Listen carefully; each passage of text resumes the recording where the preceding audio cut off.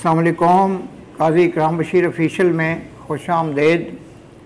गुज़श्ता एक वीडियो में तज़किरा हुआ था उस रुदाद सफ़र का जो 8 अप्रैल को मौजूदा जो मेरा सफ़र था चनियोट से लाहौर का, उसके हवाले से था।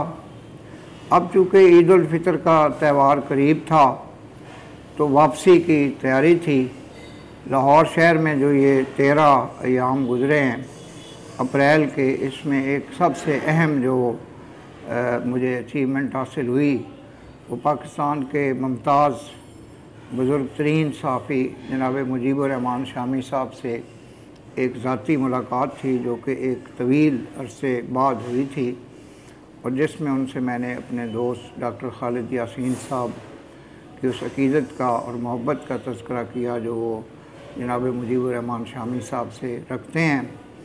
और हम ख्वाहिशमंद हैं कि जनाब मुजीबुर रहमान शामी को हम अनकरीब जो है जब वो अपनी ग्रां कदर मसरूफ़ियात से कुछ वक्त निकाल सकें तो उनको हम शहर चनियोट में मदऊ करें, जिसके सिलसिले में अभी से हम अपनी तैयारियां शुरू किए हुए हैं कि इतनी एक बुज़ुर्ग शख्सियत जो है पाकिस्तान की, उसको चनियोट में मदऊ किया जाए।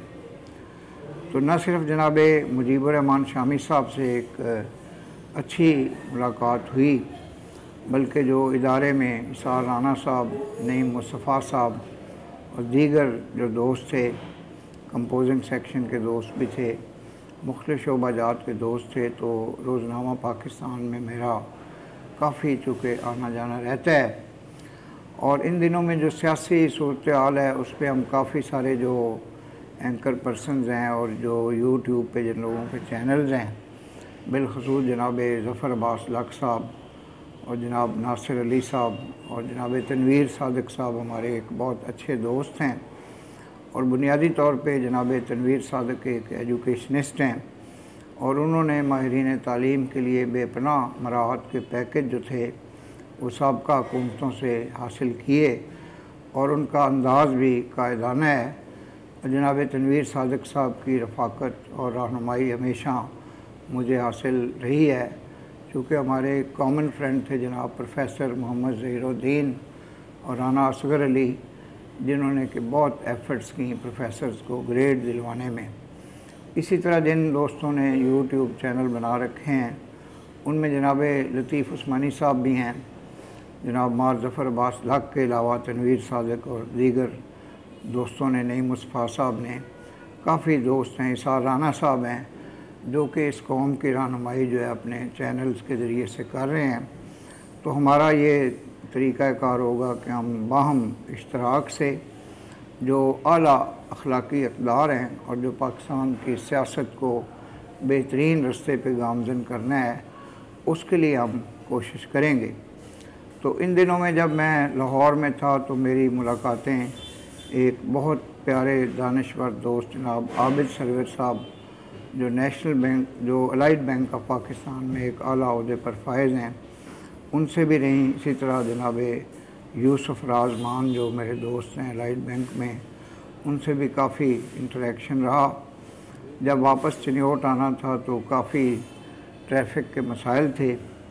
उसी रोज़ मेरी जनाब सलमान जमील अवैसी साहब से भी एक बड़ी अच्छी मुलाकात रही, जिसमें उन्होंने सोशल मीडिया में जो मेरा रोल है उसके सिलसिले में मुझे कुछ अच्छे मशवरे दिए, और उन्होंने कहा कि हम आपसे ये तवक्को रखते हैं कि पाकिस्तान की सियासत में अपने वीलॉग्स के ज़रिए से आप एक बेहतरीन किरदार अदा करेंगे। बाज़ मुझे जनाब हाफिज़ जमील अवैसी साहब की भी एक फ़ोन कॉल जो है इसी हवाले से आई कि वो जो मेरा चैनल है उसको गाहे गाहे देखते रहते हैं, और हाफिज़ जमील अवैसी भी एक डिस्टिंग्विश्ड ओल्ड रावियन है।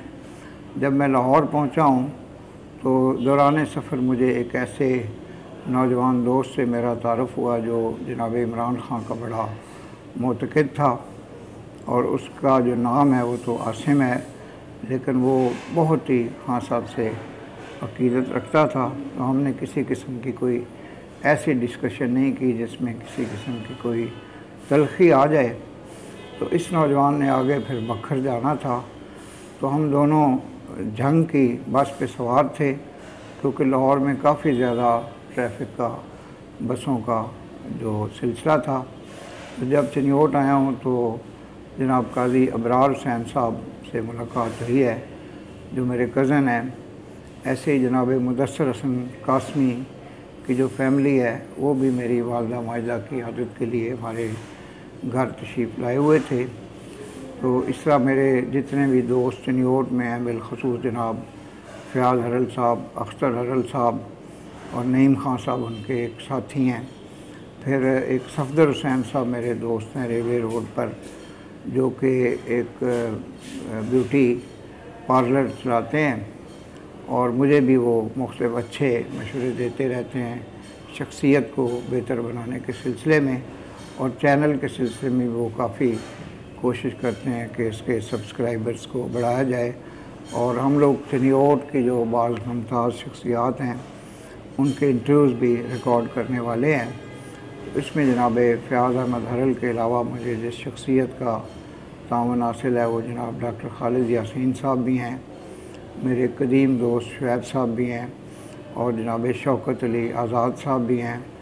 तो अल्हम्दुलिल्लाह चनियोट में जो एक वसी हल्का अहबाब है वो अब ये तवक्को रखते हैं कि मेरा जो चनियोट में क़याम है वो भी अब काफ़ी ज़्यादा हुआ करेगा।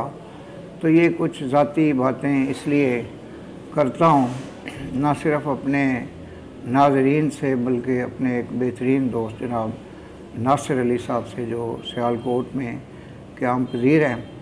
इस तरह जो चैनल में मेरे रफ़क़ाए कार हैं जनाब उमर आरफ, जनाब हाफिज़ ग़ुलाम साबर, जनाब फ़याज़ अहमद हरल, जनाब इमरान कमर, जनाब अख्तर हरल, तो इनसे भी पाकिस्तान की सियासत के हवाले से काफ़ी एक अच्छी डिस्कशंस का सिलसिला चलता रहता है।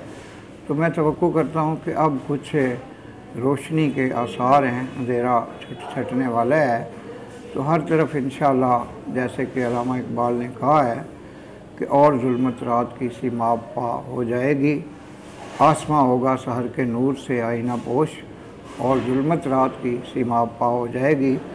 हम सब को ईद की खुशियों में भी एक दूसरे के साथ शरीक होना चाहिए और हर तरह की खुशियों गमों में एक दूसरे का साथ देना चाहिए। नए आने वाले काजी इकराम बशीर ऑफिशियल यूट्यूब चैनल को सब्सक्राइब करें और बेल आइकन को पुश करें। आपका बेहद शुक्रिया। पाकिस्तान जिंदाबाद।